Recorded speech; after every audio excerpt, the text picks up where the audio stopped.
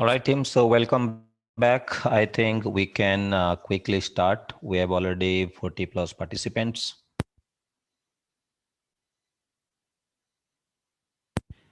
Well, so today's agenda, basically, we will try to talk about the different, the project type, basically the organizational structure, and we'll also talk about the closing process. And yesterday we spoke about monitoring and controlling, so that also to be discussed today. Well, okay, so just to summarize, we were discussing about initiations, planning, executions, monitoring, controlling. Monitoring and controlling I've not covered in detail, but yes, yes, I'll try to cover that today as much as possible. But let's keep continuing with our, the next, what is it, the detail about the different type of organizations. Yeah. All right, so before we start, if you have any queries and questions, please feel free to interrupt me. You can write in the chat box or you can raise your hand. And in fact, if you have any recommendations, suggestions, uh, please feel free to let me know. Yeah. Hari, yes, I think the PDF or the document first, this chapter or the whatever we are learning now is already been shared to our stakeholder. Probably you can connect to them, Hari, and get it, get the materials. Yeah. All right. So good evening, Srinivasulu. Uh, Narasimha, I think you will get it once our team will be sharing it. Yeah. So I already shared to them. Probably you may get it. Uh, Yes, Prabha, go ahead, please. Any queries, please feel free to let me know. No, it is 49 basically. Yeah, 49. Yes, you are right. Yes, Sai, that's a good point. We should have one session where everyone share their experience in project management. I think yes, in the slide, it mentioned 47. The reason is that there is, especially I kept one slide, just to mention that what is the difference between older version and then the latest versions. Yeah. For example, let me show you. I think, okay, so that's a good point. You asked that what are the changes? Well, I think, right. So the reason, especially why I never wanted to discuss about 49, because you should know what exactly the two parameter has been changed. The process point of views. Like in 2013 PMBOK guide, which is the 5th edition, basically we had around 47. And in 2008, I hope you remembered, I was planning for my PMP. Even I cleared my PMP on 5th versions, yeah, where I had around, or we used to read 42 processes. Hmm? Well, in 2013, we have 47 process, 5 added, but here there are 2 process uh, been added to the 2017 or the 6th edition PMBOK guide. Yeah. Well, so what are those changes what we saw in the latest version? Please remember, 7th version is not yet came, right?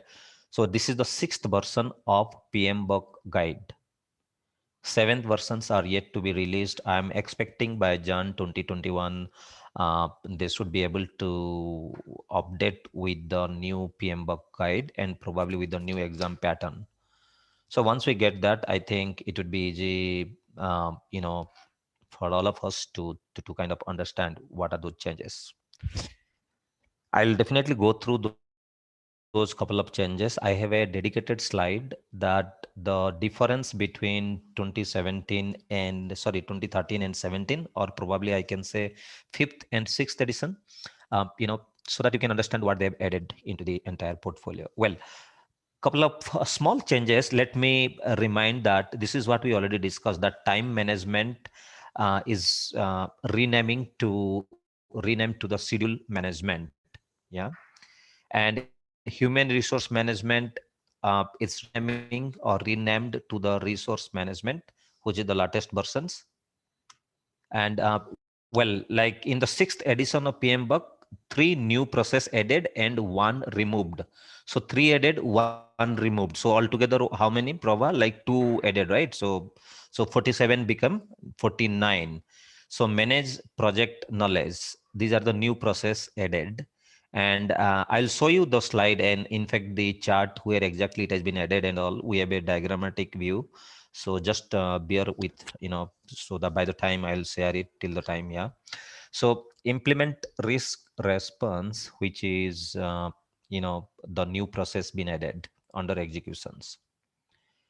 Well, there is also another is that control resource. Like these are the three, which is both are the executions point of views, and this is the monitoring and controlling point of views. Well, there is a closing the procurement, which basically has been removed from the uh, project closure phase, right? So let's not remember, and in fact, you will get confused because unless until we are strong with our base, I mean, like the baseline, it would be difficult for us to understand. Well, so PMBOK 5 process name, there are a couple of, the sixth version, which is the latest version, as of now, as of today. Basically, if you see that these are the renamed from 5, it has been renamed in the 6 is from perform quality assurance. Now it is becoming managing the quality. Planning human resource management, it is the plan resource management. Now, one thing you need to remember, human word has been removed. There is no human. Now that we are considering it's a resource. So control communication is nothing but your monitoring communications. However, let's not go in detail. So this is the slide which you have already received, or if not, I think you connect to our team, and that is around 18 or 19 MB file, which we have already shared to our team. Excuse me. Well, well, so I'll come back to this slide because whenever I will try to talk the extra, whatever is been added to the 2017 or probably sixth version, and in fact, I'll also come up with one slide, the expected change in the seventh edition, which is yet to publish in Jan 2021.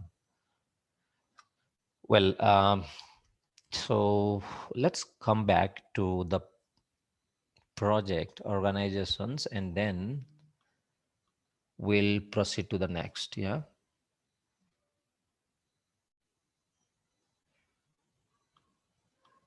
good. Okay.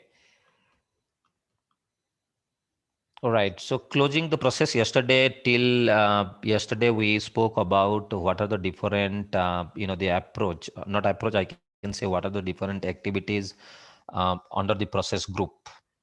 And if you know, the entire process group is basically mapped with the knowledge areas. Let me show you one more thing, that how exactly it should look actually. So,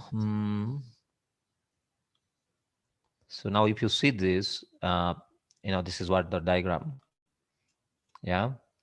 Well, where the horizontal line is talking about your process group. So initiations, planning, executions, monitoring, controlling, and closing. And everywhere you find one common word, that is the process group, right? So these are the horizontal line. I mean, like this, whatever you see here, or I can say vertical. Let's consider vertical. The entity is known as the process group. So every project like Waterfall has to be completed first initiations. Once initiation done, it has to move to the next, the planning phase. Once planning done, it need to be again moving ahead with the executions. During executions, we have a monitoring and controlling, which, as I said, both goes in parallel together. And finally, closing the project. Yeah. So you see now the close the project has been only one aspect of closing vertical or the process group is only that close project. That's all. Earlier we had some different terminologies, but that has been removed. And on this knowledge areas, basically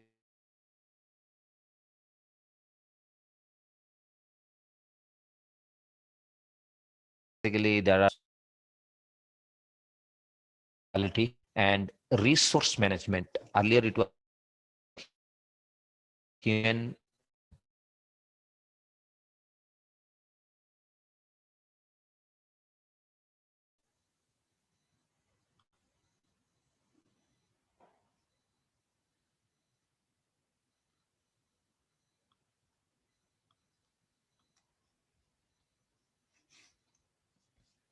Yes, you are right. Yeah. Now can you hear me loud and clear? Is it okay? No, the reason is that I was using the different Wi-Fi, right? So I was not using the correct one. So extremely sorry for that. However, so let's continue. Uh, Prava, I think it's clarified your queries about 47 to 49. Yes, 49 is the correct one. Well, so we'll discuss about that, and then instead of human resource, we are saying that it's a resource management. Well, then the communications and procurement and stakeholder management. So do you find this is the sixth edition and 2017, the project PM bug guide. Well, so this is the entire which we'll discuss at the later point, but let's complete our initial basic understanding about the different process group knowledge areas as well as the other topics. Yeah.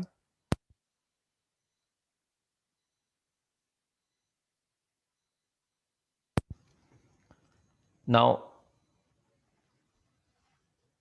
when I am when I try to close a project, so what are the first top three things I need to do? The first thing as a project manager, what we need to take care is the lesson learned document. Like basically, as per my understanding, we have lesson learned come under the organizational process asset, or it can be captured in the wiki, it can be captured in the the word file, it can be captured in any kind of tools like Confluence, or probably you can say the kind of any website or any kind of web page form. So the lesson learned is basically used for your future reference. So as a project manager, you need to the first is that you need to make sure that your lesson learned document is being updated. That is for your internal uh, internal team reference or the internal purpose. Well, apart from this, you need to also take care that you have taken the consent agreement or sign off from your product owner that they have agreed, accepted the entire project or the product requirement, including your whatever the acceptance criterias, the business requirement, the demand, or probably I can say the statement of work, right? The vision statement is achieved for the project. If not, so what we will do, like suppose, if the product owner is not accepting, that is something known as the threshold of acceptance. For example, my project has been done, completed. I'm handing over to my client, and the client will say that, as per our agreement, if I have 20 to 30 defect is available in the system, that is well acceptable by us, right? And if it is more than 40 to 50, or the more, even more defect, or even the top prioritized or the top impact level, or just say for example any defect which are of the highest priorities which have to be the result, then the product cannot be accepted by the the sponsors or the probably the customer end user. Sometime even customer agrees, even though there are few defect bug exist, but still the product the business or the stakeholders or probably the owner of the product or the project accept the project or the outcomes. You know what, there is one term which is used is the threshold of acceptance. It means product owner will justify accept the product with some minor defect or some few defect. If it is beyond the threshold, like say for example there are five top priorities, the top priorities or a highly impact uh, defect and bug existing in the system, then the product owner or probably the business sponsors or the end user customer will not accept it. So one concept is the threshold of acceptance. The another concept, when we need to sign up, the customer satisfaction index, CSI.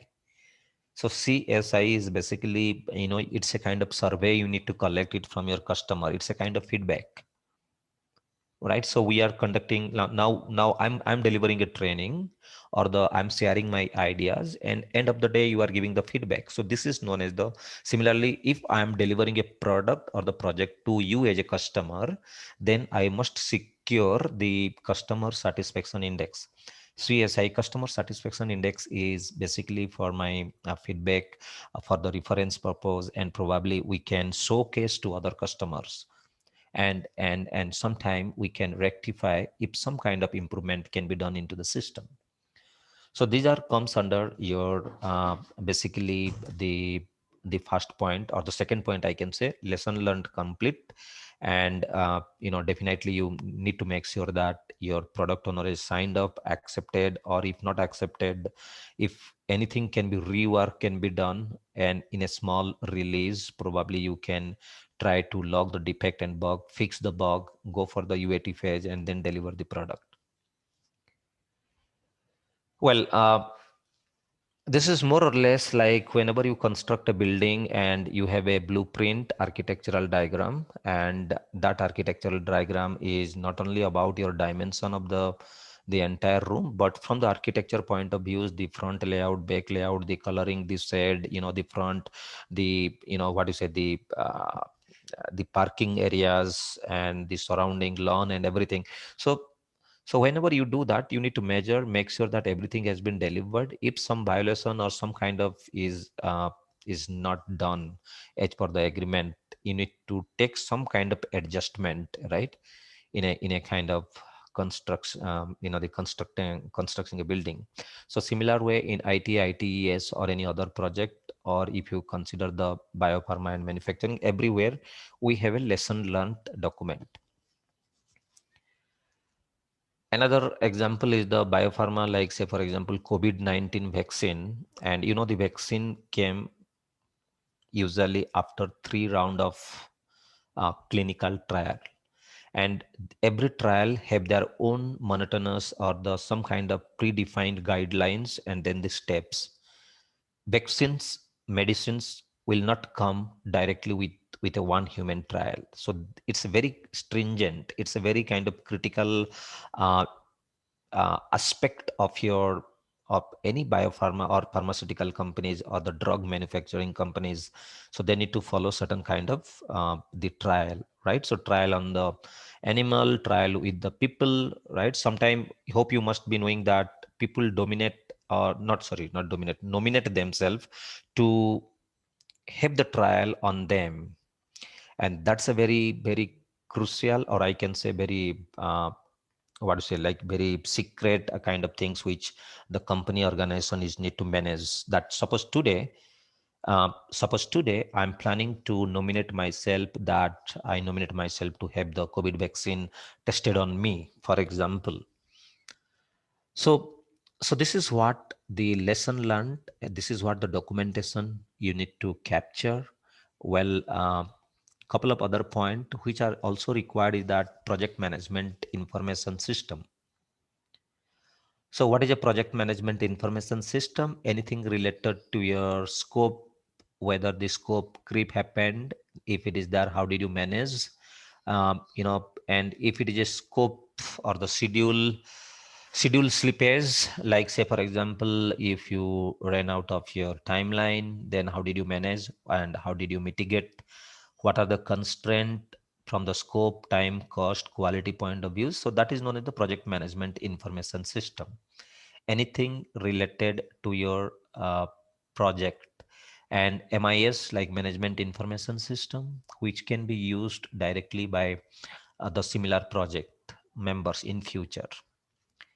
Well, so these are the couple of points which we need to uh, talk at the in detail, probably at the later point of time. Well, 10 knowledge areas: integration, scope, time, cost, quality. So here I need to do a small change. Probably let's not talk about resource, because we are going to talk about not human resource. It should be the resource management. And well, then the final point is communication, risk, procurement, stakeholder management. Well, let's talk about a new topic, and this topic about that the different the delivery model. So what is a delivery model, by the way? Like say when I say it's a delivery model, you know what, it can be it can be multiple way of approaching or the providing, or the delivering a project or a product. One is that I'm pretty sure you all aware of that onshore and offshore model, and also we have a near shore the delivery model. Onshore means team mostly working closely with the customer, and they are at one single place, like with close to customer place. It can be anywhere, like if it is a client is in India and we are sometime onshore, does not mean that always in foreign countries. Onshore can also be in the like inside your countries, inside your state, inside your city. If you are working closely with your customer at your customer place, it is considered as the on-site. And offshore, basically you have your own closed the group and away from your customer, and then you start delivering from your own premises, yeah, with following certain protocol about the infrastructure, safety and security, plus data privacy regulations. You say for example, we have a lot of other model like GDPR, global data protection, right? So that also helps you to make sure that you are protecting clients input or the data. Well, so that is the offshore model. Onshore, offshore model, when with customer and away from customer, far away from customer. If you are far away from customer, make sure that your communication channel established. Well, there are multiple communication channel. Basically, the very slow communication channel, I can say, is the email communication. The slowest of every communication channel nowadays is basically, if you see, the email communication. In the typical situation, what happened, like whenever I, as a developer, if I have any queries to be clarified from my customer, then I just need to write an email. But if the customer is on the other time zone, then I have to wait for at least the couple of hours, like 6 to 7 hours, 5 hours, to get the response from them. And by the time our time zone office is over, basically, so that is known as the waiting time. Email communication can be reduced with the VoIP call, the leased line, one-to-one communications. In one of our project, basically we introduced a model. It was not an agile or probably not waterfall model. It was a hybrid model. I remember we had a leased line. Basically, when I say leased line, means dedicated line with Brisbane, Sydney, and Australia. And we had a team at Bangalore, and the fifth team was at Singapore, right? So New Zealand, Australia, Brisbane, and we were connected with a leased line. Basically, it is a if I say from Bangalore, the offshore center, hey John, then there would be a TV, the small, the camera, one TV will be associated, and on the other side, John will be sitting on the other side. He will say, "Hey Pratap, what's up? What information you need?" And they are at Brisbane or Sydney in Australia. So having said that, the communication channel is also most important. If it is a onshore and offshore, make sure that you establish a good communication channel. Try to come out or overcome the delayed or the waiting time because of email communications, and try to establish the whenever you are basically using a distributed mode, like when the teams are multiple geographical region, it's you need to improvise a system known as the ratiometrics. You need to also communication channel and a lot of other things. Yeah. Well, waterfall, you all aware of that. We are into now discussing the waterfall model. We have another model which is known as the incremental and iterative delivery. So remember, incremental iterative delivery is nothing but your IID. The short form is that incremental and iterative delivery. All right.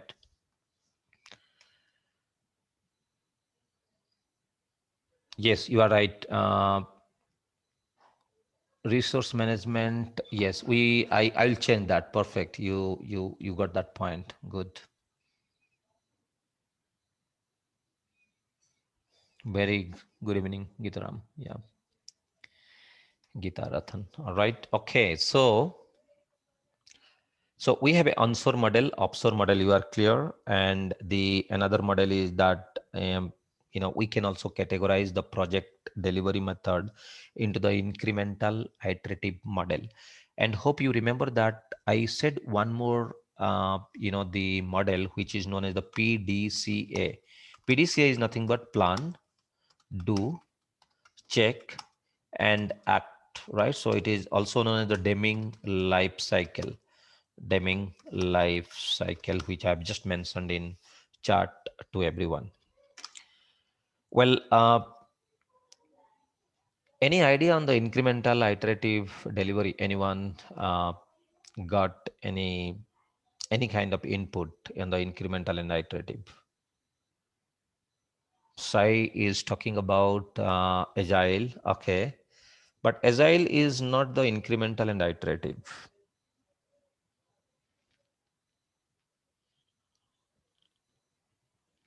isn't it? Like Brahma Ambika, Brahma Ambika Punuri. Yeah. Scrum is the part of an see, even a hybrid model can be the iterative. Incremental and iterative is the primitive state of your agile, because basically when you say agile, uh, agile is a big umbrella. I'm pretty sure you all know that we have a Scrum, Extreme Programming, FDD, RUP, DSDM, ASD, open source, Lean, RAD, all sort of safe, less, Nexus. So these are the frameworks available under agile. And agile is actually, all these frameworks are basically from the agile manifesto. So we'll not talk about that in detail, but incremental iterative is does not mean that always need to be the agile. Yeah. Yes. For example, even iterative means repetitive cycle. Perfect. Yeah, but agile is a little bit extreme. Like when you say agile, they have to follow the agile manifesto principle, and basically agile is nothing but the like every 2 weeks of time they have an iteration, and this iteration about is nothing but you need to deliver a potential shippable increment. We'll not discuss that because we have other members, they will get confused. But PDCA, plan, do, check, and act is the primitive state of agile. It can be the hybrid model, it can be a little bit faster or little bit overlapping between the relay race or the sequential delivery. Well, agile talks about agile is little bit faster. I mean, it's like in every 2 weeks you need to deliver a product increment. Yeah, you need to have a scrum or any other framework, but make sure that you have a product backlog. There are different terminologies used.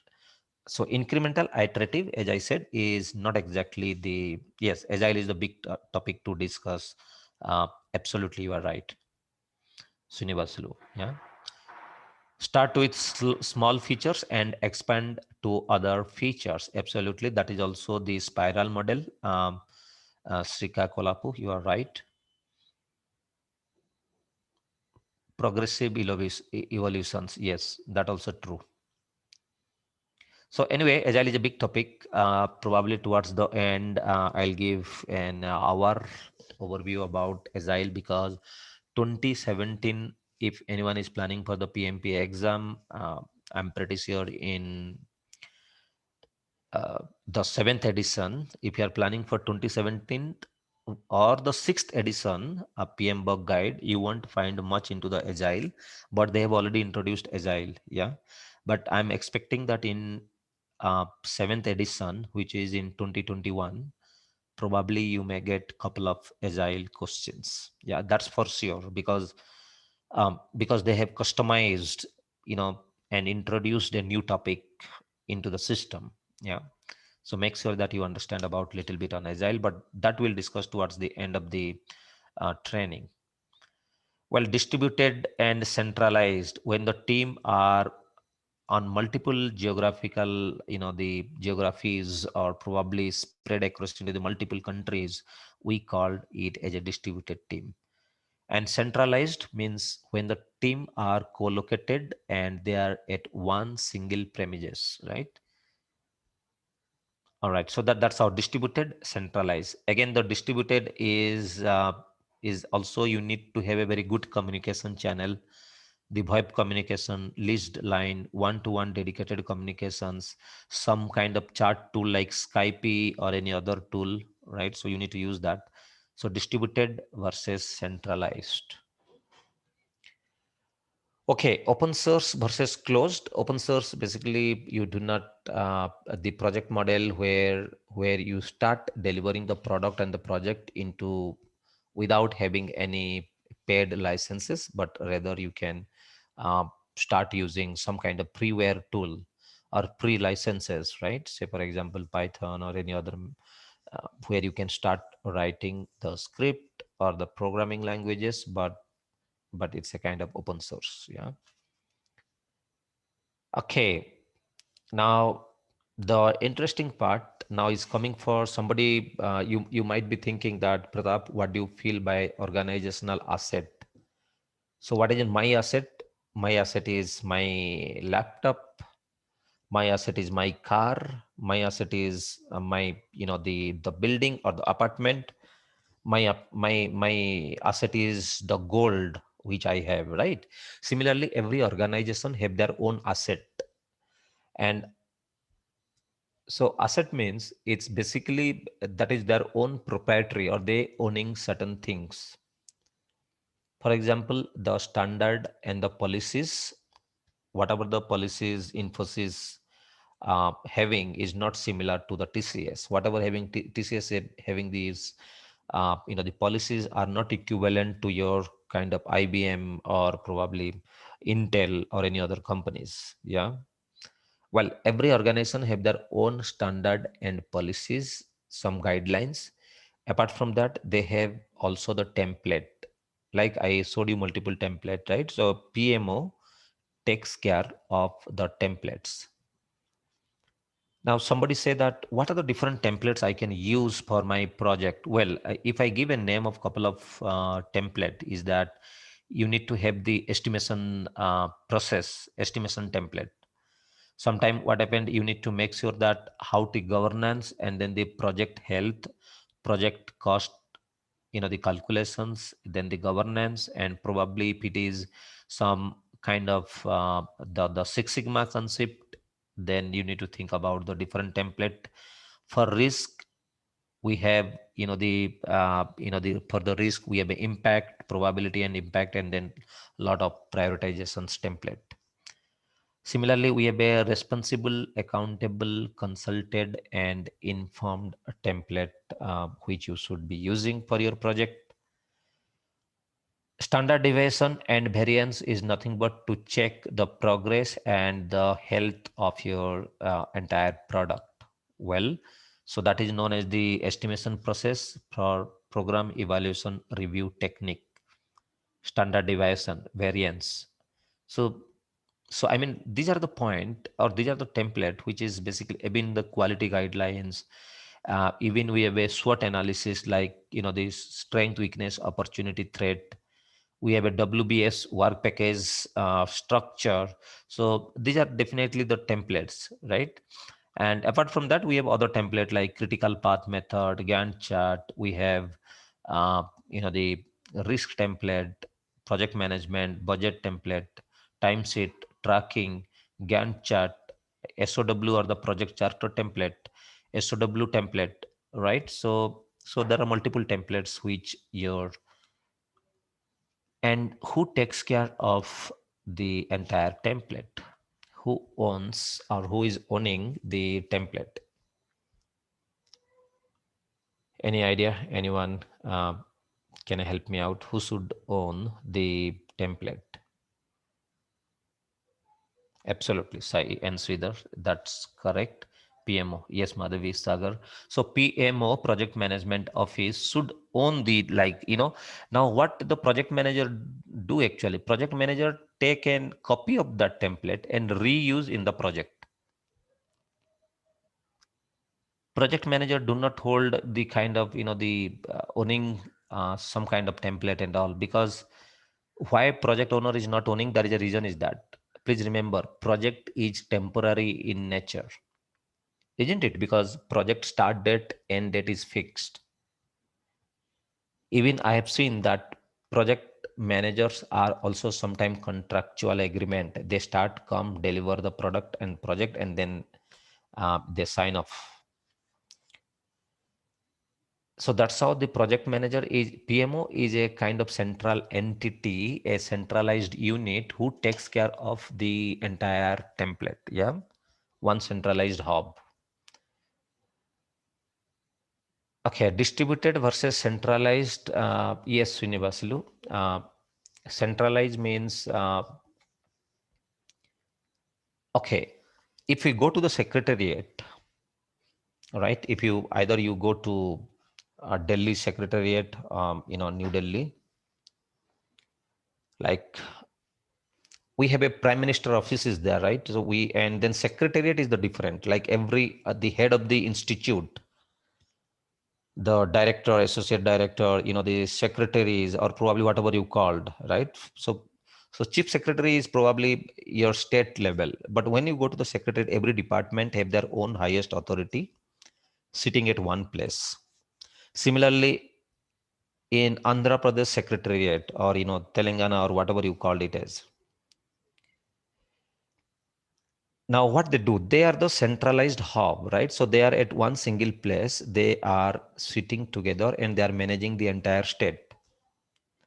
So this is a centralized, they are working closely in one building, in probably in one common areas, and they take care of the entire things from a common or the centralized location. Now distributed, so distributed means like we have other, like civil servant, IAS, OS, and other, the officers who are sitting at the different location managing it, right? So they are the distributed. Basically, distributed means spread across into the multiple areas, working in a multiple time zone, and working in multiple state, multiple cities, multiple areas, yeah, multiple the what do you say, the block or the panchayat, whatever you called it as. So that is the distributed, and centralized means sitting together at a common place. So hope it's clear, Srinivasulu. I think it's pretty simple. Yes. Okay, good. Well, another point which we should take care about the organizational process asset is that the template and all the guidelines, the policies, where it can be the guidelines, financial guidelines, it can be the change control, and sometime uh, to managing the defect, right? So for example, what is the SLA, service level agreement, you use the remedy tool, or if it is a kind of the defect or the bug which are coming into the system, sometime you need to take care of your known and unknown risk. So to take the control, you need to take or borrow some kind of input, some guidelines, some template, some document from your PMO, because that will help you out, and that's a ready-made available, right? So whenever I say it's a ready-made available, it means you no need to create anything, and it's exactly available for you. Okay. Uh, so change control, and then of course risk control work authorization system is basically how to manage your the resource. So when managing the resource, and you need to authorize some work to them. And if you want to authorize the work them, they should be the owner of the task or the work packages. And that's how you need to have a legal binding that, okay, this work has been assigned to someone else and he is owning certain task to carry. And that's how, if you see that every task has an owner, every work package have a dedicated owner. Basically, if you have done in the MPP, that Microsoft Project Planner, we define the work package or the task, and task start date, end date, and of course we establish finish to start, finish to finish, or start to finish. So all sort of relationship, and not only on that, but also who is been assigned and how many days he will take in the Microsoft Project Planner. So work authorization system is also one of the point. All right, so let's not talk about detail I'm pretty sure you are aware of what is an organizational process asset, anything related to the guidelines, practices, processes, and probably the tools, the document, and the lesson learned or the previous product detail, and some guidelines, whether it's related to the monitoring, controlling, closing, it will be considered under your organizational policy asset. Well, kappa is also the one point which you should remember, which is known as the corrective preventive actions. And basically, uh, corrective action is that whenever the issues after having, or once the issue happened, or the it has been completed, then we need to do some kind of corrective actions. Preventive action is nothing but taking the what you say, the pre checklist, or probably the early checklist of avoiding the risk into the system. That is known as the preventive. So corrective and preventive actions. Kappa is also one of the uh, as a project manager, you should know what is CAPA, corrective and preventive action. Any questions on the last slide? Please feel free to uh, let me know. Yeah.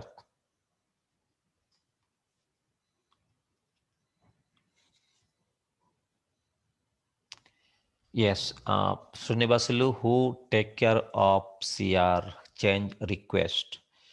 Well, change request, the first we need to understand what is a change. Change means what? Like which are not captured earlier during the planning phase. We have not captured those requirement, the changes, and hence it is considered the out of scope. Basically, a small change. It can be the small, it can be the big, it can be the defect or anything, some small change which is required into the system, which were never planned early whenever we started the project. Now, if the change is coming into the system, basically you need to understand that who triggered this change. Number one, it can be the market demand. Sometime your business sponsors, end user, they request for some changes. Sometime it can be the technological advancement, and sometime the market need, like competitor and need, so that if we do not deliver that, our competitor will take over the market share. So what we need to do, we need to come up with the change. Now, this change will, now you understood what is a change. I told you what is a change now, like basically which are not planned earlier, but it is realized later point because of customer requirement changed, customer got an ideas, or probably the technological advancement. Yeah.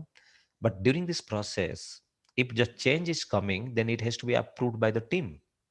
And that team are basically mostly from your customer side, some few spokes from the project member or the architecture member, and this collection of team is known as the CCB, Change Control Board, right? So Change Control Board is nothing but a collection of team including your customer or representative from your customer who takes care of the entire change. Okay, so hope you understand that CR is, first you understood what is a change, then you understood change to be implemented. We need to request into the system, that is known as the CR. CR is nothing but a Word file or the signed document by your user, by your stakeholders, those who are directly associated in uh, getting that requirement. And then it goes to your change control board that they will evaluate what are the impact if we implement this change, right? Say for example, very simple example, we have a Diwali coming tomorrow, right? I'm hope those who are celebrating Diwali, uh, so do you know that it has been banned earlier, right? So and then suddenly it came that okay, somehow some state it is still banned, and in some state they are saying that last moment some green crackers will be allowed, and and I've seen that what people are doing it, they are taking the green paint. I'll tell you this is also one, but don't do that. By the old cracker they're putting a green because nobody will come and then they check it that whether it's a green cracker or not. So now this is a change request when it came basically based on the market demand, based on the emotion of the people. Government decided, okay, let's give certain relaxation that people will be allowed for the green crackers. Now change control board here comes not only, I mean, like the CCB or the change control board here is the government industry or the government organization, the pollution control board, right? And as well as the public representatives, your MLA, MP, and all, right? That input should go to them. So this is how the couple of people come together. They decide whether the change can be implemented or not. Now they announced that okay, green crackers will be allowed. It means CCB, Change Control Board, announced that please go ahead, start using that. So I mean, yes, you are right. CCB, Change Control Board, absolutely. And yes, change control board, including change management process. Basically, there is nothing called as change management project like process. Like if you see integration scope, the schedule time. I mean, like schedule and then cost, quality, and then resource, and then of course the communications and risk procurement, stakeholder management. So now we need to discuss about that how the change will be coming into the system. Basically change comes under the execution plus monitoring and controlling. Like say for example, if you want to change certain kind of requirement, then you need to try to fit into the specific knowledge areas and process group. Any questions, any other queries and questions, please feel free to write me because it will help me to make sure that you are also able to understand. And anything else to be discussed?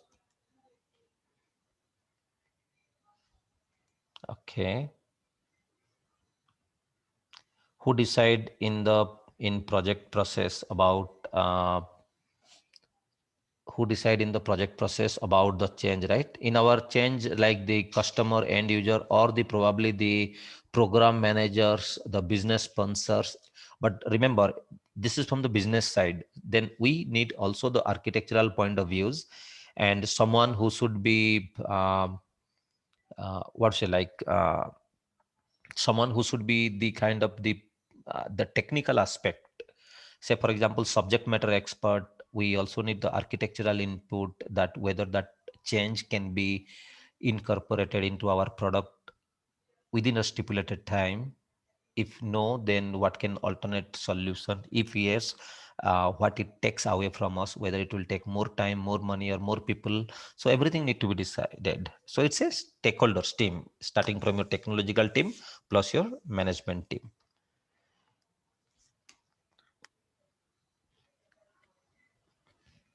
Yes, you are right. So, see, like monitoring and controlling is not exactly the change management process. Well, change is not also the plan. It is mostly comes under the executing or the process group.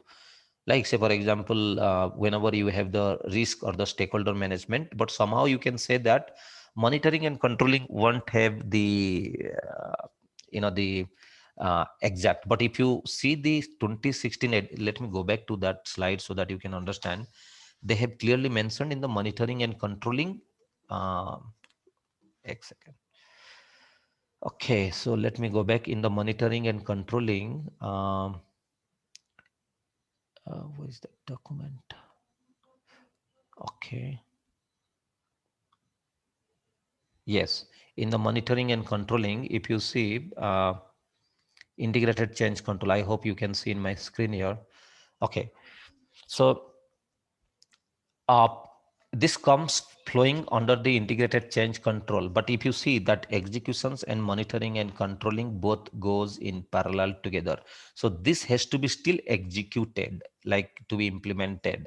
And hence, if you see executions, monitoring and process control, both are interrelated. However, for the time being, integrated change control coming under monitoring and controlling the process group. Somebody may ask, why it is on monitoring and controlling? Because it's, if the new requirement is coming, that is known as the scope creep. And if any scope creep is been into the system, or any new uh, or I can say new entity is coming into the system, then we have to estimate in terms of how much time it will take, how much resources it will consume, and definitely how much the, when I take like cost, time, and then of course the, like the time, money and cost, everything we need to take care that whenever a new entity is coming into the system. Now that's how, if you see, we need to make sure that we need to take a control of the new entity. If we do not take the control, what will happen? Like team will be kind of, will not track that whatever the new scope creep has been happened, and they try to deliver within the same time frame whatever they committed earlier with a new change as well. And hence it may kind of the capacity of the team might be overloaded, the quality may be compromised, and and hence it makes sure that we have the proper control of changes coming into the system. And hence that is the reason it is coming under monitoring and controlling. But having said that, then again all the change need to be executed, right? So those change from the execution process group, you can say that it need to be completed, executed into the system. Well, we have another queries. Let me read it out.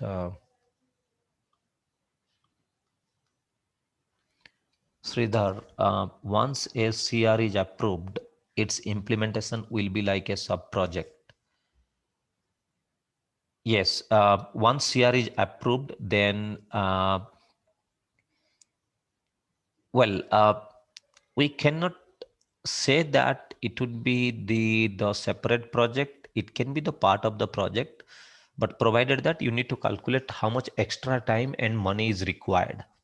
Sometime what happened, we descope the requirement. For example, I have the 10 work package to be delivered as per my statement of work. New requirement came, and there are two for the new requirement. We created two work package. Then we need to remove the similar weight of the work from the existing SOW, because if you are planning for the release, number one, if you are looking for the release calendar, if you are looking for the timeline where the product or the project to go live, then we'll make sure that with the same capacity, we need to remove certain scope and add new feature. If not, there is a second option is that we need to add resources into the system. Okay, so that is also the hypothetical situation number two, that resource loading. Hypothetical situation number three, that we cannot do the resource loading, and probably we cannot have the enough budget.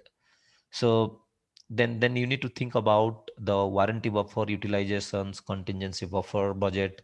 And the fourth option is to increase the schedule or change the schedule.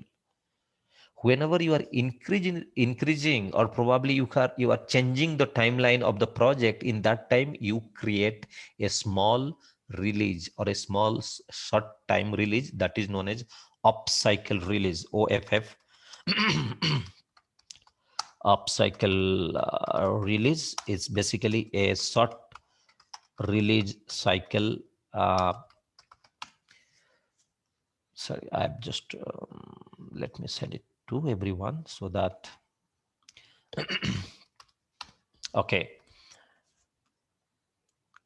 Yes, some CR can be included in the sub project. I mean, like it's doable. Like you can create a sub project, but you know what? If you are considering that's a project or the sub project, it may kill that you have to have a separate team. You need to consider that someone need to manage, someone need to monitor and control track. So it's better embedded or inject inside the same project.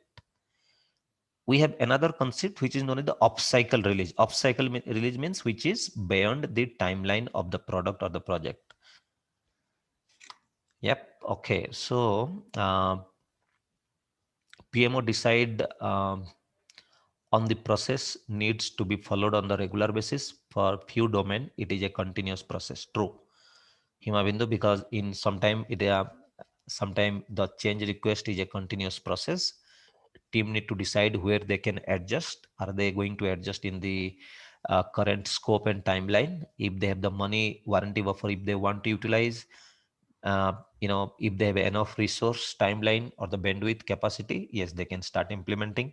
If they run out of the time, if they run out of the budget, and then the schedule, then for that scope, they need to go for the resource loading. It's Sridhar, once CR is approved, its implementations will be like a sub project. Okay, we discussed that. Yes, you are right. If it is a sub project, basically we don't do into sub project because that's overhead. It will be considered as a overhead because it's not an agile project, or even it's not a hybrid project. It's a purely project management. Statistics says that we have a resource loading concept. Add a 1 and 2 resource and use your buffer amount and start delivering the new requirement. Yeah. So no need any extra overhead. It will be under the same initiations planning and everything. Um, CR change should be approved by multiple people. No, approved by only one single authority, but who would be the SPOC or the, like say, for example, from a typical end user perspective, it is your sponsors, business sponsors. Uh, I mean, like from a user perspective, not your end user, because end user do not go into the legal activities.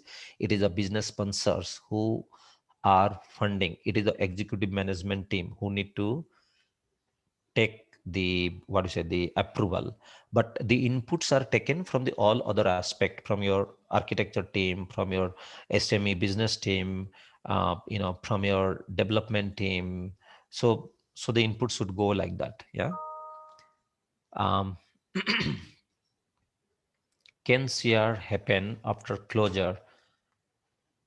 That's a good thing. Like then after project closure, then that is not considered a CR, that is considered a new project.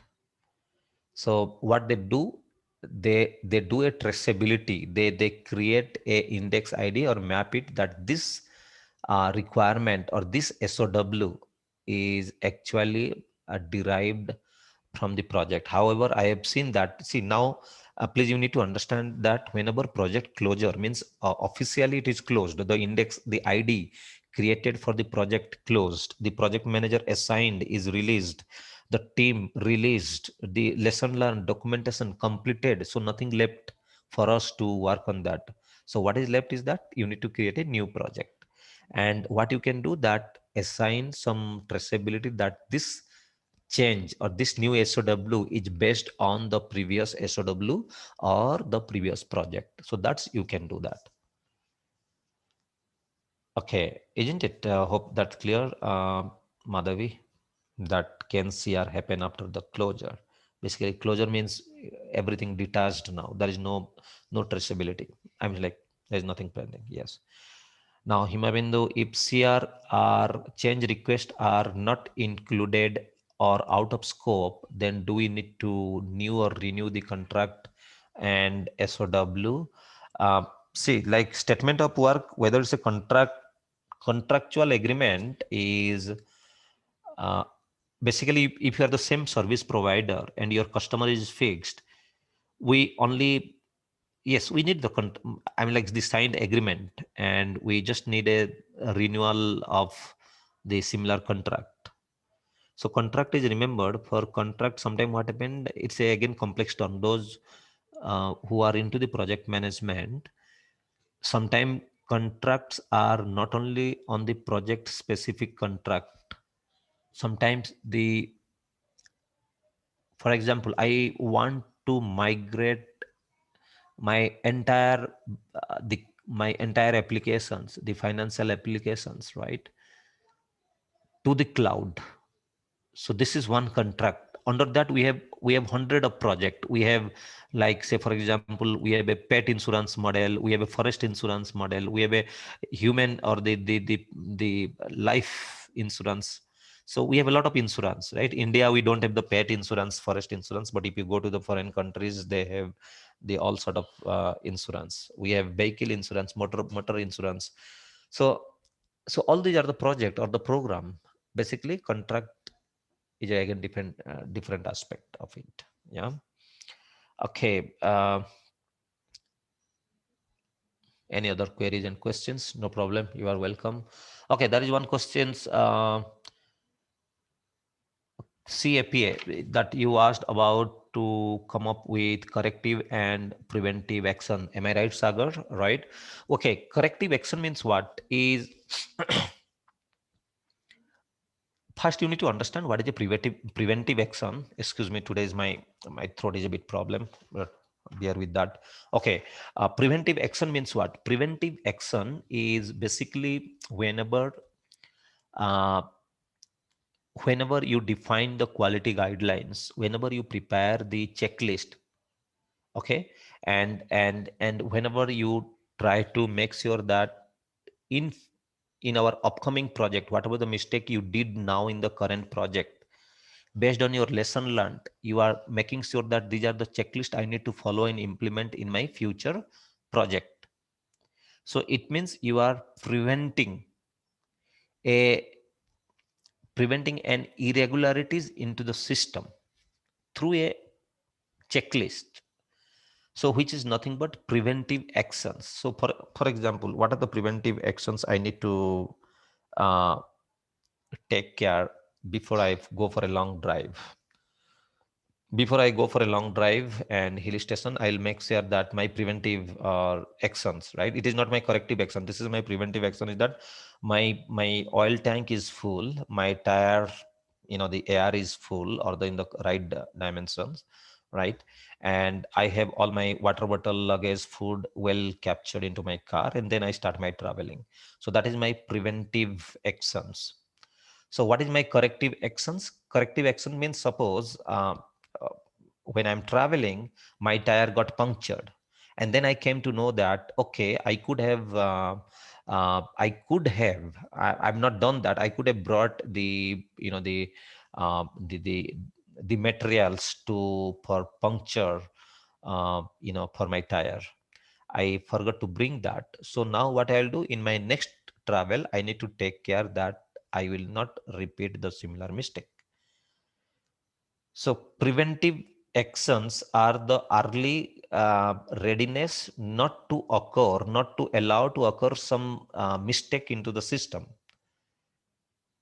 Corrective action is basically when you didn't follow or you didn't know that these are the checklist you need to follow and you got into that mistake, and then after that you try to rectify your mistake. So that is your corrective action. So you just need to remember in that simple term, corrective and preventive. Yes, there is a small difference, and corrective actions uh, like make sure that you are taking some steps. Preventive actions are early, you know that this may happen, right? Okay. So while implementing good Sagar, while implementing Himabindu for IT project, what kind of preventive actions we can take? Can you example? Okay, very nice. Okay. So for any kind of IT related project development conditions, what are the biggest problem I do have? Anyone from IT background, just try to understand. I'm like those who are not into the IT. The question is that what will happen for the IT project corrective or the preventive actions? What are the biggest mistake in the IT development? Either technical debt. What is a technical debt? Is nothing but the bug introduced into the system while delivering, writing the piece of code, or while providing the solution to the customer, or while developing the application. Directly or indirectly, a developer introduce bug or the defect into the system. Remember, every defect is by the team, by the human, and defect do not come from the Mars, Venus, or any other planet. They are actually injected into the system by the member. If you are constructing a building, if it is collapsing, it is a problem from the contractor, it is the problem from the good quality, it is a problem in the cement, it is the iron rod, or whatever you call it as. Similarly, in IT, preventive action is that what we need to do to avoid the bug not coming into the system. We need to make sure that people understand the proper testing, whether it's a continuous testing or probably it's a system regression testing, integration testing. uh, Team need to understand and do the preventive action as the code coverage, code quality, write the proper test scenarios and take care of the boundary conditions of the test. uh, People, the developer must use the solid principle, right? Solid principle is nothing but SRP, OCP, LSP, ISP, and DIP. uh, those who are non-IT, please bear with me, these are the IT related. So all these are the preventive things to be taken care by the developers, not to make sure that not to introduce any defect and the bug into the system. Now, so now after that, this is the preventive actions. Now, what is the corrective actions? Still, there are some defect slippage, leakage into the system. Escaped defect. I'm pretty sure you must be knowing that few defect are the escaped either by the business logic or by some the functional level testing missing, right? So what we need to do for the corrective actions, you need to again rework on the system and try to fix the problem. And so this is what I can give an example. Yes, you are right. Early precaution is preventive. Yes. Uh, and early precaution is preventive. Excellent, Srinivasulu. Early precaution is preventive. Uh, but later, once it happened, then you need to correct your mistake. That is known as the corrective actions. Very simple. For IT project, what kind of preventive? Is it clear, Himabindu? Or I can even go back to a lot of preventive actions can be done by the team, like business requirements should be the clarified, business logic, the estimation process should be done in a proper estimation. The work package should have the smaller entity so that the team can uh, estimate it properly, right? So these are the preventive actions. We have a solid principle. Okay, good. For IT project done, Srinivasulu, you are right. Manmath is project handed over and project closure is different. Project closure is a bigger umbrella. Project handed over is the part of your closure, because when I say project closure, just by handing over to the customer does not make sense to me.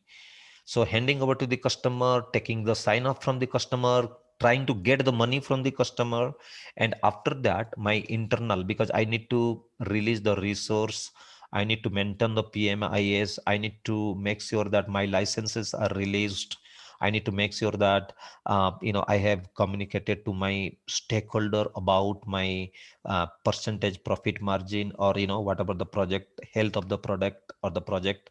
So some internal activities are also there, so that comes under the closure, right? So closure is a uh, basically it's more or less like, let's go for a movie tonight. Most of the time when we go for a movie tonight or the movie, we don't watch only movie, we also do some kind of the dinner outside, we take the popcorn, we take the samosas, like it's a bigger term. So similarly, it's basically whenever you talk about project handed over is the part of your uh, project closure. Any questions, Manmat? I think it's clear. Okay. While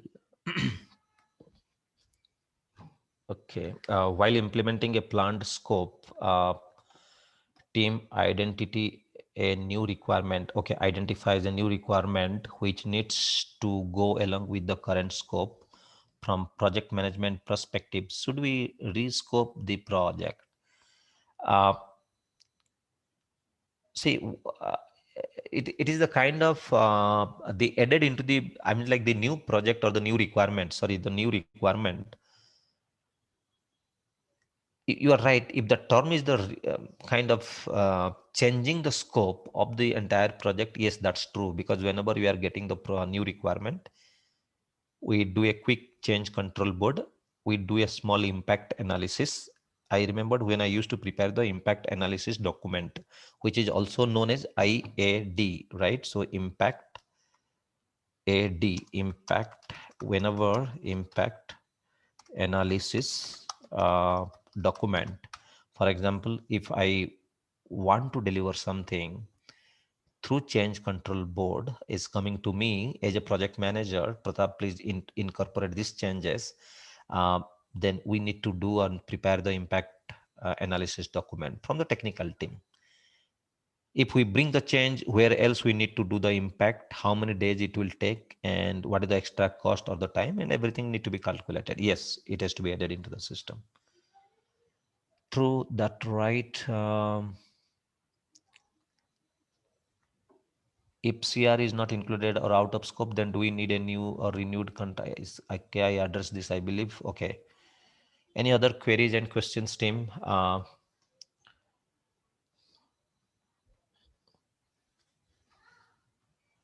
Anything else? No? Good. Okay. Now, what you need to do is so few trips. Let's come out of the little bit scope. Let's talk about some different aspect now. Few tips and tricks to learn about the entire project management concept. Hope you remember that I said whenever you go to the Google and type the specific, like say for example, the process group question set, PMBOK guide process group question set, or the simple questions, or probably you can type the like PMP simple questions or the PDF, right? So whenever you download and that, so start preparing this question as much as possible, because that would clarify your doubt. When I prepare for the PMP, I did a reverse technique. I should give this input to you as well, because This is out of scope, but I didn't read the book PMBOK guide fast because I was pretty sure that time that if I start reading the book, it will consume my time. It will not clarify my doubt. And I might lost in middle of my thought process because our brain cannot our brain can do, but my brain was not able to capture the entire detail at one point of time when I was early in my career. So what I did, I started preparing, understood about some question pattern, and when I read the questions, I didn't remember the question and answer. I understood that what is the concept the question is asking. So my most 70% of my time went on analyzing the question. And the moment I realized the answer, basically it clarified one entire domain of your project. For example, the pot estimation, the Gantt chart, the planned value versus actual value. So internal rate of return, for example, any estimation. So when I start preparing the questions, it clarified my doubt in a better and multifold way. So then once I complete those question set, what I did, I came back to the PMBOK guide. Now, the moment I read the PMBOK guide, I didn't read it from the page one, enter the entire the page one, then go to the page two, right? People used to, I remember my friends used to read one line by line from page one to in the multiple pages. But let's not do that because the PMBOK guide is a very huge. It's almost 400 pages, and it will take minimum, I'm pretty sure, minimum 2 to 3 months to complete end to end.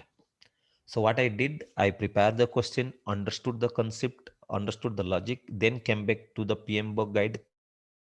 Then I revised the PMBOK guide. And when I revised, I connected the dot that what are the input criteria, what are the exit criteria, what is the sub processes, and what it does, very high level. And I made a note in my PMBOK guide. I still have that 2008 PMBOK guide is with me, and it is well explained and well written in everywhere. So follow that step so that it would be easy for you. Learn from the question, prepare the PMBOK guide, and of course you can refer any other book. We have a Rita Mulkai book. Well, another mistake, don't get into trap into that. People buy multiple books, uh, in terms of learning for the PMBOK. They try to buy 4 and 5 books. Honest me, in your entire career will be not able to complete the entire books unless and until you are kind of uh, the person who keep reading always. Otherwise no one can complete the entire book, 4 and 5 6 book in being into the professional line.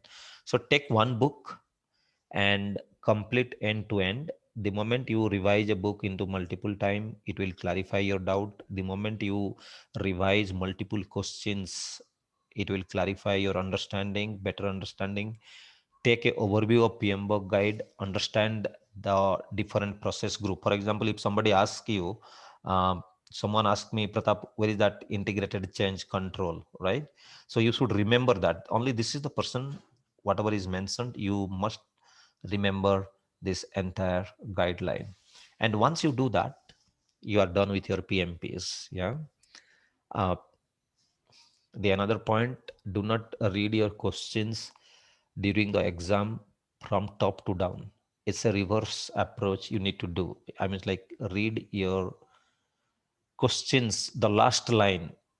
Sometime what happened, they will be writing a story, a long story of around 4 and 5 or 6 7 line, but the last line question is the direct question that is nowhere relevant to your initial 5 and 6 questions. So that is also one trick you should apply.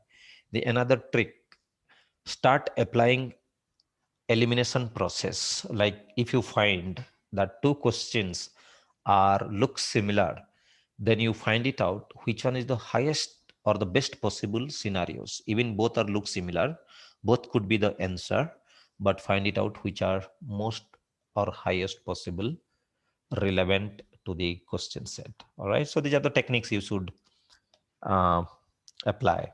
These are only for those who are planning for PMP exam. Well, is it clear now? The CAPA, Kappa, I'm pretty sure now it's okay to all of you guys. Sagar, it's clear, I believe. Okay. So let's come back to our course outline. Let's talk about there are three kind of organizational structure. Well, our agenda is that today we need to complete this slide.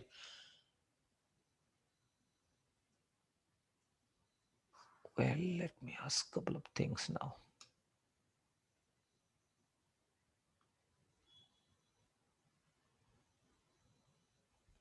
Hi, Chandrasekhar, can you hear me out?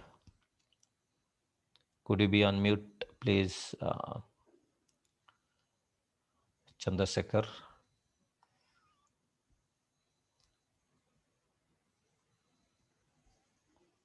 No? Can you hear me? Can you message Chandrasekhar? Yes.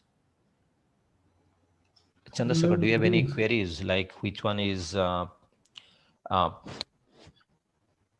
any questions, queries, or can I help you out something? Yeah. No, Are you able to? I don't have Your any voice is low, queries. Chandrasekhar. Could you be a bit loud? Yeah, actually, I'm from electronics background. Hello. But the project Hello. management concept also remains same there, right? Hello. I hope you can understand. Yeah, Chandrasekhar. Yeah, I can understand, sir. Yes. Yeah. So that's good. Nice to hear If that. I have any queries, I'll come back. Very good. Yeah. And whenever you feel that Okay, okay, thank you, sir. something you sometime you need some clarity, please feel free to ask me. Huh? Consider that we are sharing Yeah, ideas okay. together. Yeah. Okay, thank you. Good. Thanks. Yeah. Uh, hi. Yeah, okay, thank you. Welcome. Yeah. So Bhaskar Dopalla Pudi. Hi. Bhaskar, could you be on mute by any chance? Can you, Bhaskar Dopalla Pudi? Hi. Yes, Bhaskar. Oh yeah, now I can unmute myself. It Yes, was yes. So Bhaskar, like, how can I help you? Like, which areas need uh, to be clarified for you? Any other things which is you think to get it clarified, or if you think that you need more detail, yeah. So feel free, like, to ask me, Bhaskar. yeah. The thing is, the course is going on well and good and right track. I'm not complaining about anything as such. No, Um, I'm not asking complaining. I'm saying that if you have any queries and questions, like, uh, I need to understand that if you have any queries and questions, like any suggestions or anything else I need to add.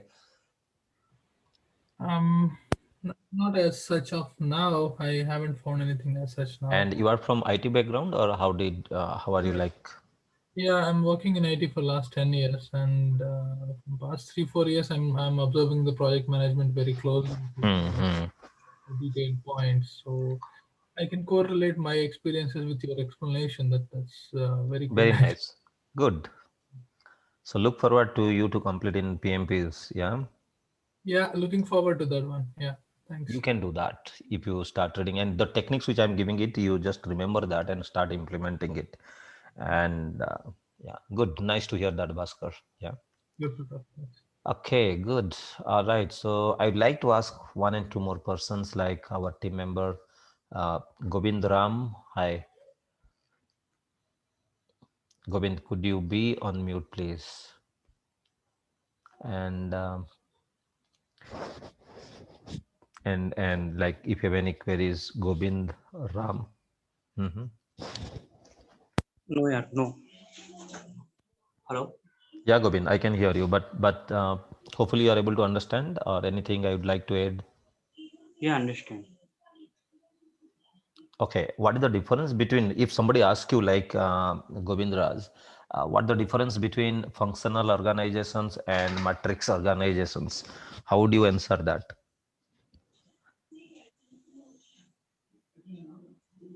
Hello? Yeah, yeah. Govind Raj, what is the difference between matrix and functional organizations.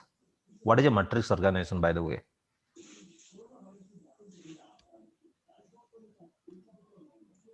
Yes, Govindram.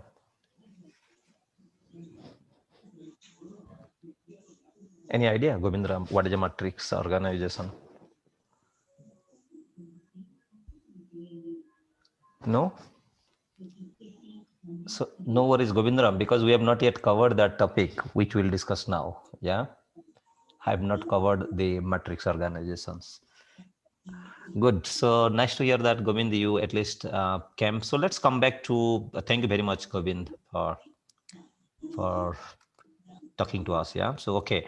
So let's talk about there are three kind of organizational structure for any company, which is IT, non-ITs, the telecom, electronics, or probably the constructions, the pharmaceutical.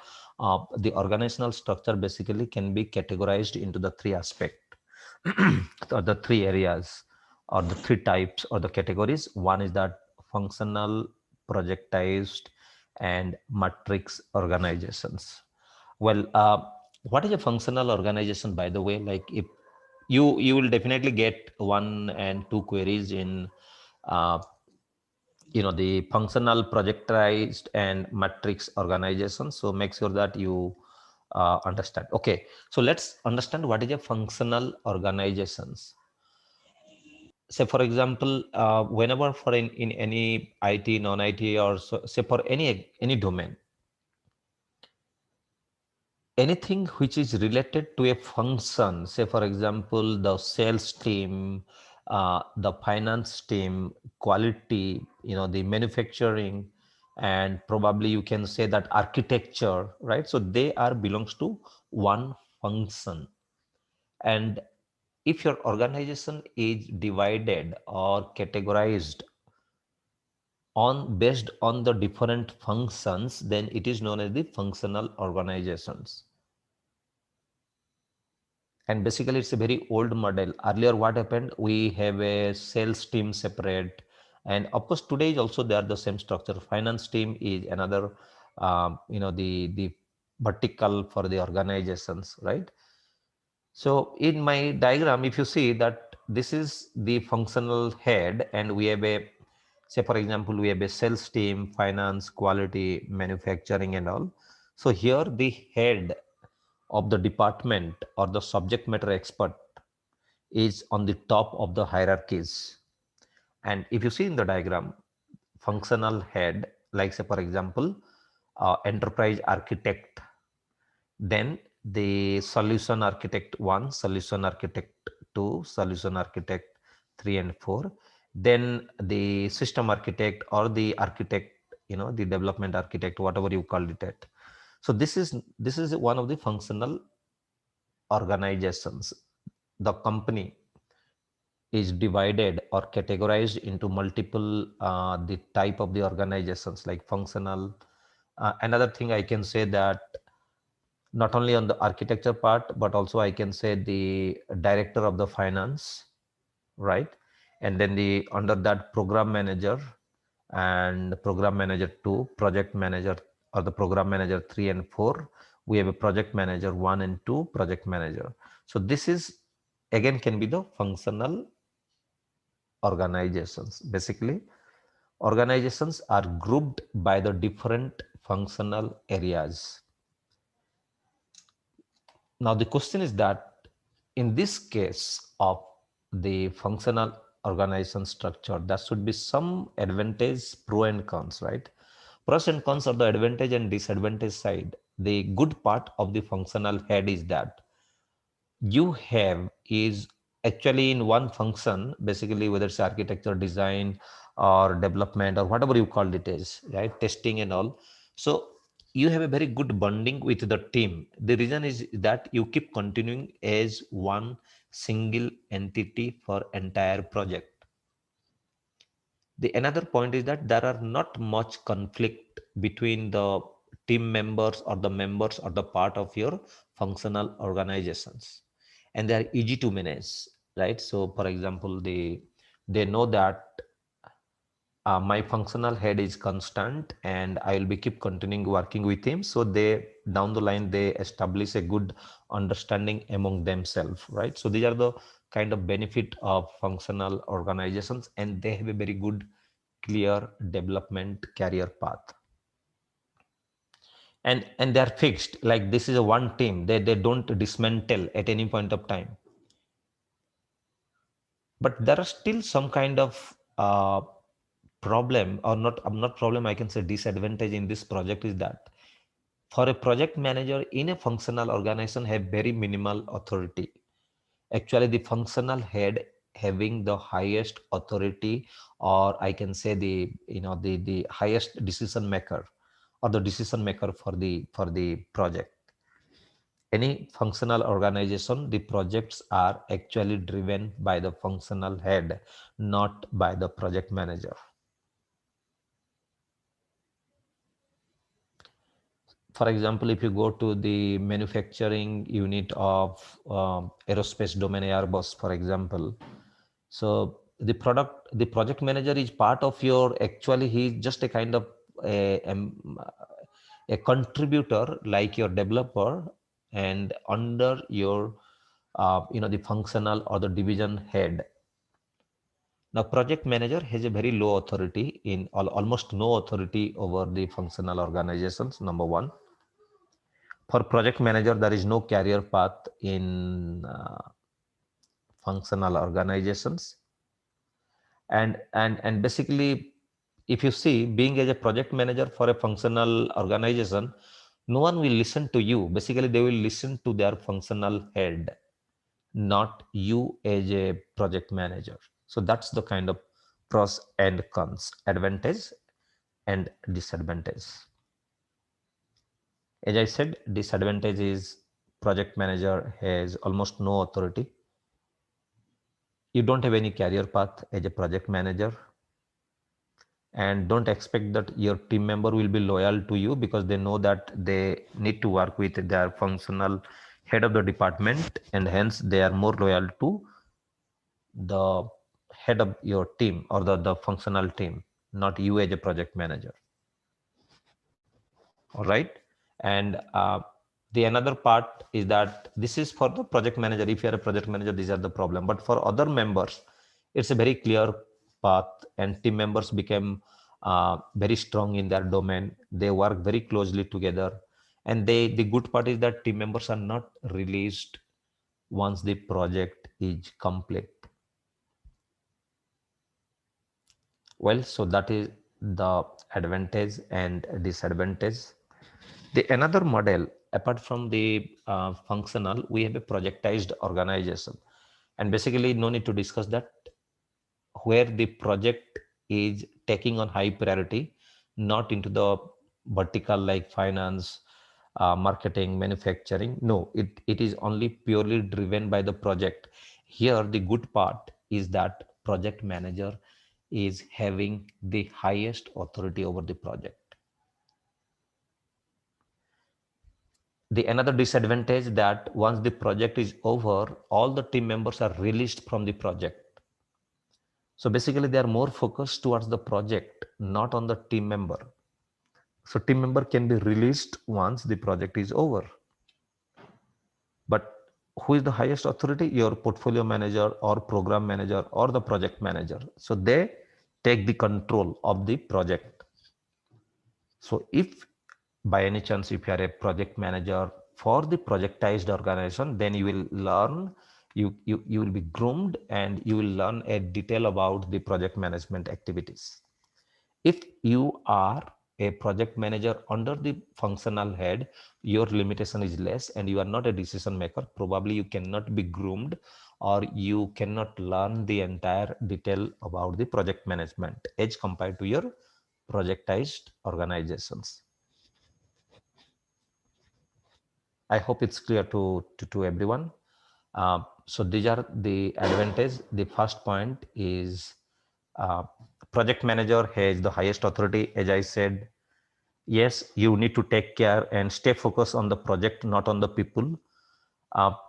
Project manager career is definitely good, but unfortunately, like the career path for the team member is not that much bright, because I mean, like career path means they are just a temporary, because project is temporary in nature. Once the project is over, resource also get released. And that's how the low efficient use of human resource. How many of you have calculated the FTE, full-time allocation of employees?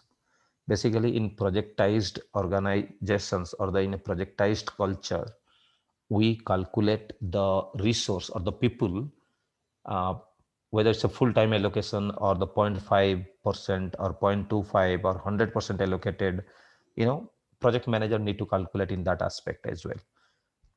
I remember once upon a time when I used to calculate, it was a very kind of monotonous, right? If it was a program and we used to calculate who are 0.25 allocated, like 2 hours per day, who are 0.5, who are 0.75%, who are 100% allocated.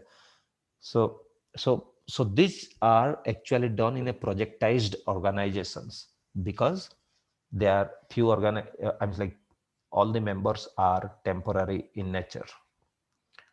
So they will be released once the project is over. Hope it's clear that what is the difference between the projectized and the functional organizations. Any questions on functional and projectized organization? Please feel free to let me know. Any queries and questions on? No? Good. So let's move to the another point is the matrix organization. Matrix is nothing but your hybrid kind of thing, where both the project and what is it, like the project as well as the matrix, nothing but your projectized for plus your functional structure. It's a hybrid model, right? So where sometime the head of the SME or the program manager under that one functional manager, or probably under one functional manager, then we'll have project manager, another functional manager will be working together. Now, but the tweak is here, or the interest part is that under matrix, there are two kind of matrix. One is that strong matrix and then the weak matrix. Strong matrix means where the project manager have the highest authority over the project. In the matrix organization is considered as the strong matrix. There would be definitely a question coming on this specific. Strong matrix is make sure that where the project manager is basically highest authority. And if the functional manager is on the highest authority or the higher authority than the project manager, that is known as the weak matrix organizations. Any questions on? Yes, Sai, any questions here? Okay, recorded videos, material please. Okay, there are multiple questions came up.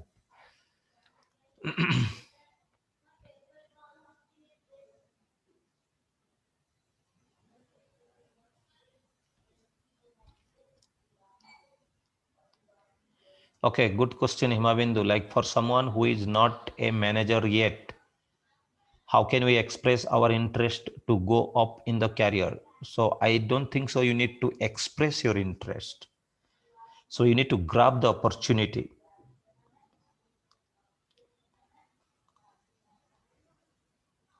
When I cleared my PMP, I was the youngest PMP. In just 5 years, I cleared in my organization, as I said last time. Of course, that's a like 300 to 400 employee that time was there. Like, so just to make sure that there are two approach. You be a project, you be a project manager, and then you become a PMP certified. The another approach is that you get PMP certified and then be a project manager. So for you, I think the good part is that the question from Himabindu, that for someone who is not yet a manager, how can you express our interest?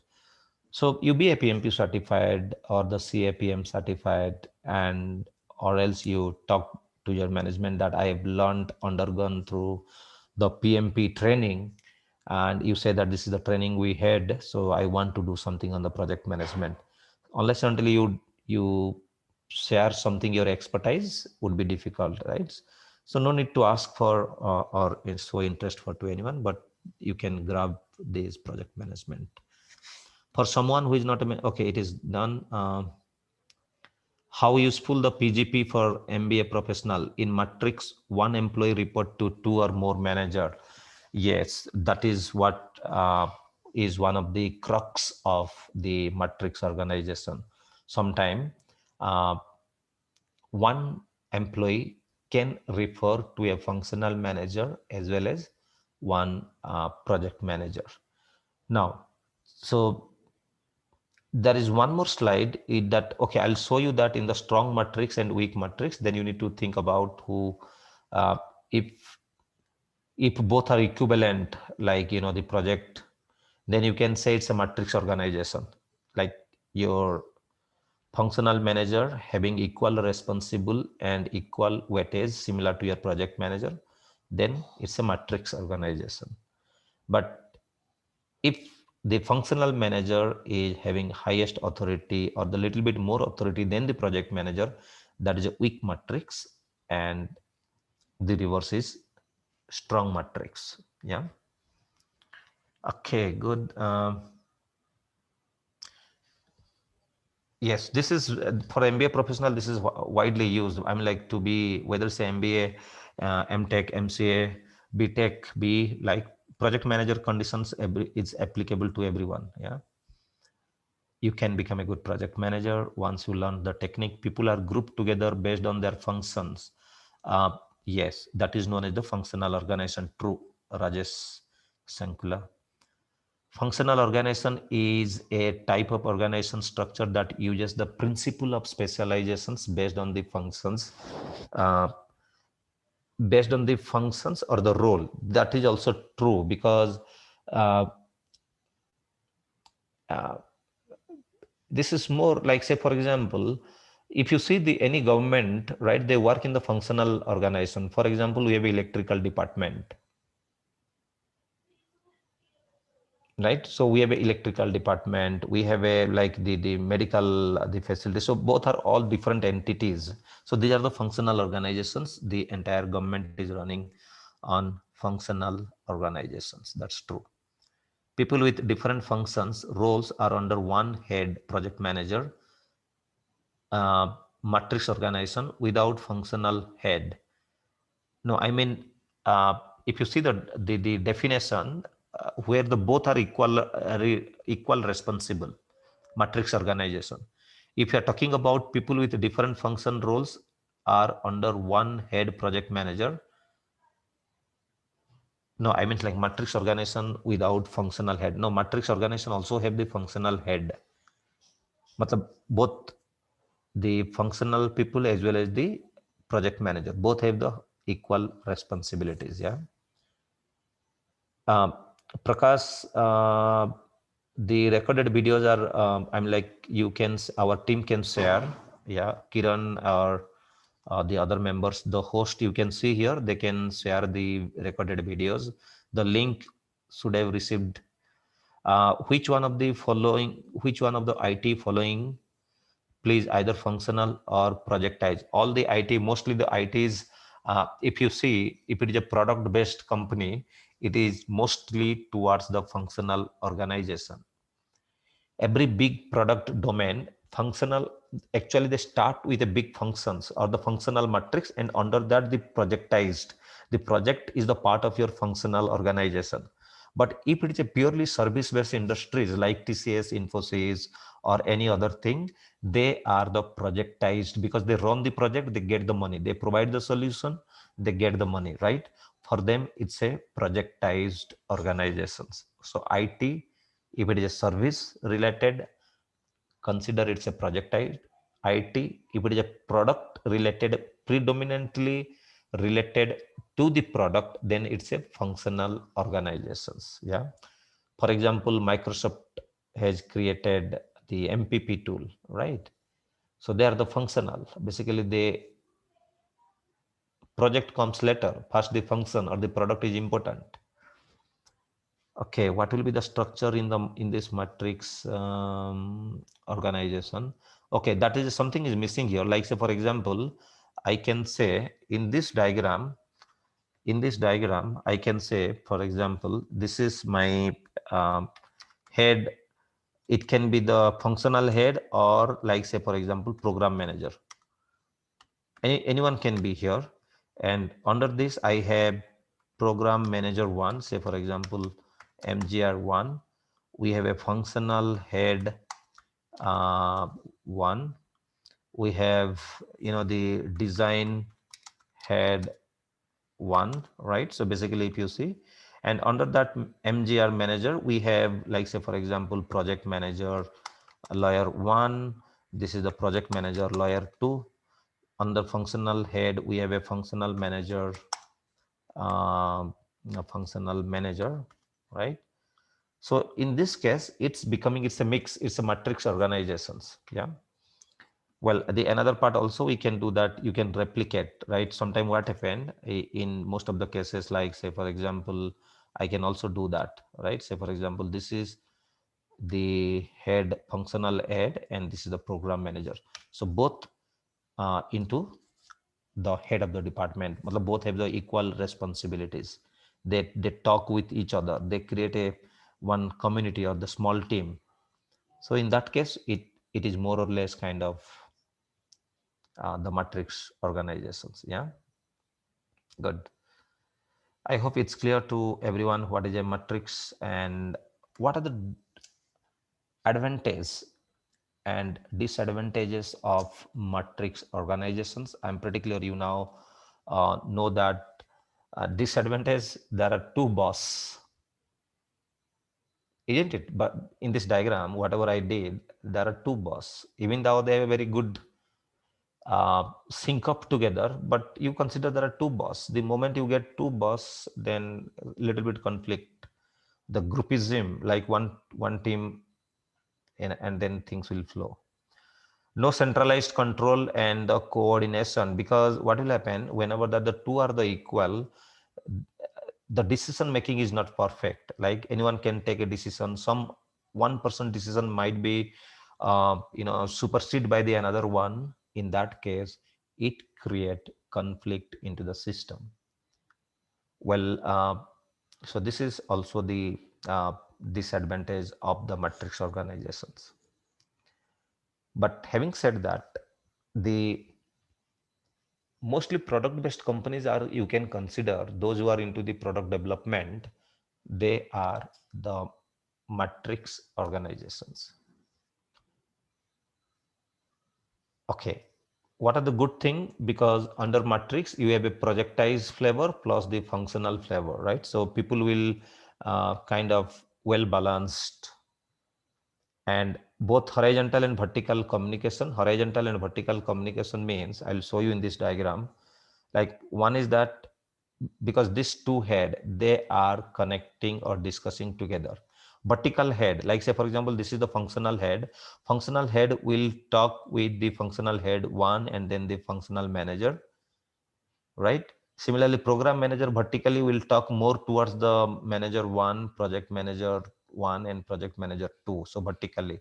So that's how it talks about the better horizontal and vertical communications. Let's not talk in detail. I hope it's clear. Good. Welcome.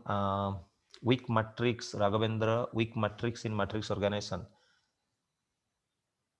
Okay, weak matrix in matrix organization can be called, it's a functional organizations. Okay, so in that case, like if you are saying that, okay, I like this point, because whenever you said these weak matrix can be considered as the functional organizations, like I have written that the similar statement, if you see, where weak matrix is nothing but your functional manager, which is equivalent to more or less aligned toward a functional structure. If it is a strong matrix, more or less aligned to the projectized structure. Yeah, so you are right, absolutely you are right, whatever is mentioned is correct. I hope that's clear, Raghavendra. Strong matrix, coming back to Rajesh Sankula, strong matrix is a modified version of projectized. Yes, the similar question, correct. Not modified version, I can say one flavor of the projectized, or some kind of cloning, or some kind of advanced feature of, not advanced, some changed feature from the projectized. Yeah, you can say modified version, that absolutely fine, nothing to worry about that. Yes, mixed flavor, correct, good. Okay, let's come back to the point where we wanted to discuss this slide. Now, from a project manager point of views, if it is a functional organization, your authority is very low, number one. But PM authority for a weak matrix is limited, because functional organization more or less align or incline to the weak matrix. If it is a balanced matrix, then you have a moderate, balanced matrix means matrix. Please remember, weak matrix, strong matrix, that's all. So balanced matrix, that's how for our understanding, PMBOK has given that balanced matrix, moderate. What is a strong matrix? Basically, you are more close towards the highest authority, but not the highest, but towards the highest authority over the project. Projectized. So what is a projectized? By default, you are a highest authority, right? And PM role is sometime, no need to discuss, part-time for all these functional and weak. Starting from matrix till projectized, it is a full-time. PM designation, sometimes they called as coordinator, sometime in the leader, coordinator or leader. But starting from your matrix till projectized, it is a project manager or program manager or the project officer, right? So there would be one question you can expect from the specific area of this. Yeah. Any questions from this slide?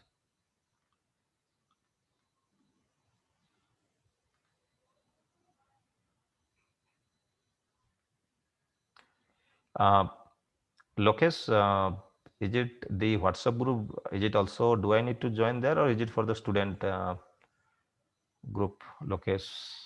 Or I don't know, like, is it, are you into?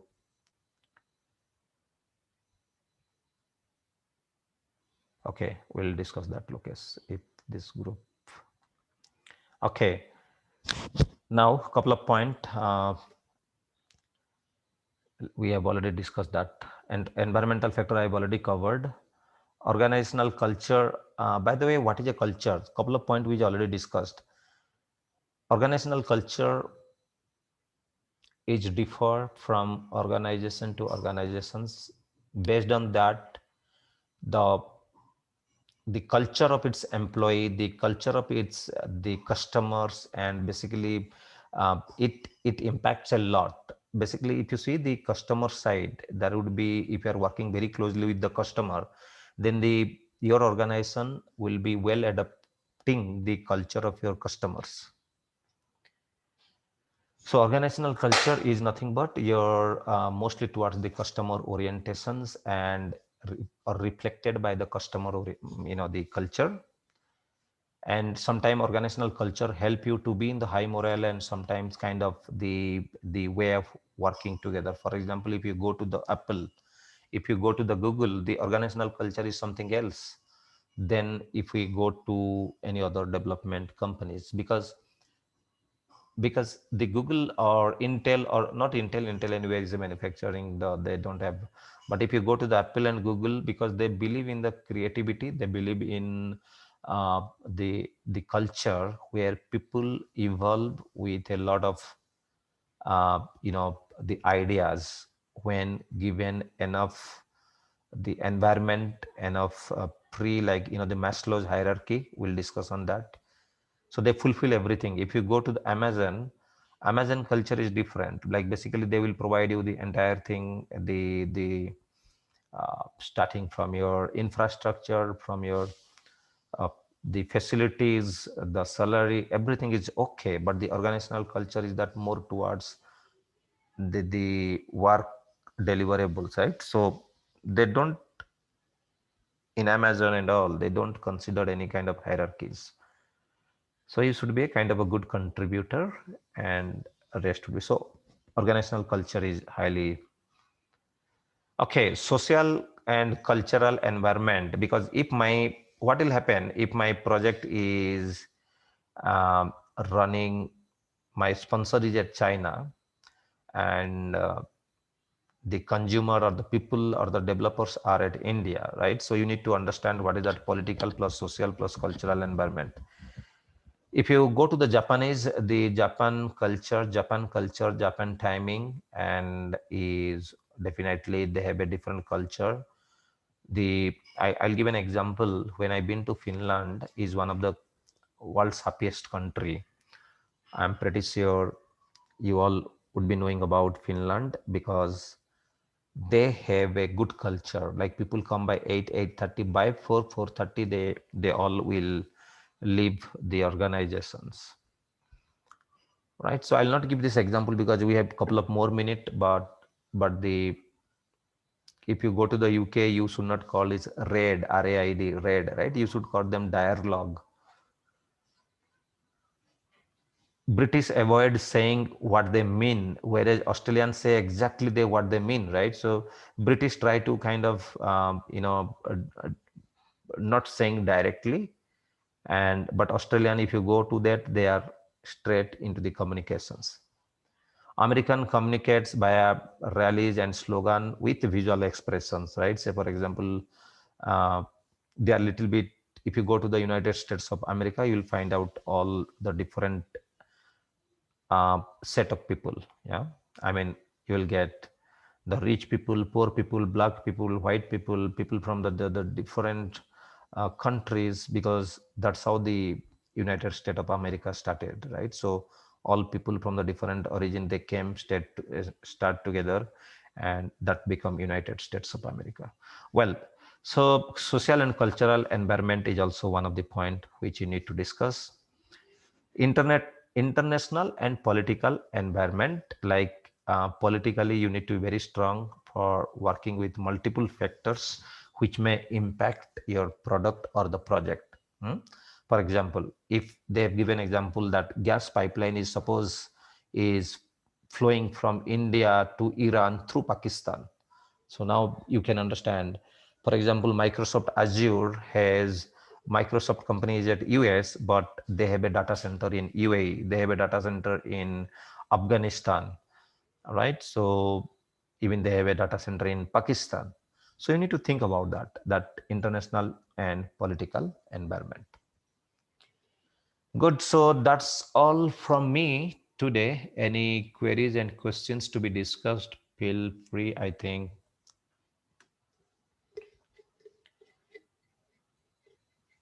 Yes, Himabindu, can I take that? Can I take that to the tomorrow? If you don't mind, could you please ask Himabindu that? Can you please explain more detail? See, for me it's okay because in front of me there are 60 to 70 people are there, and just making sure that you are on time. Yeah.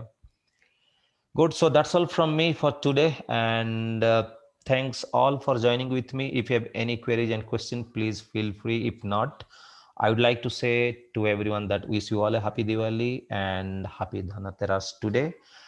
We'll meet tomorrow, not tomorrow, probably on Monday. And yes, we are meeting back on Monday, Madhavi, the same time. And thank you. Hope you celebrate Diwali. Stay safe, and we'll meet tomorrow. Thank you very much. Kiran, I'll take a note of that, joining the batch. Thank you, guys. Safe and happy Diwali and green crackers. Thank you very much. Bye-bye. Have a nice day, guys, to all.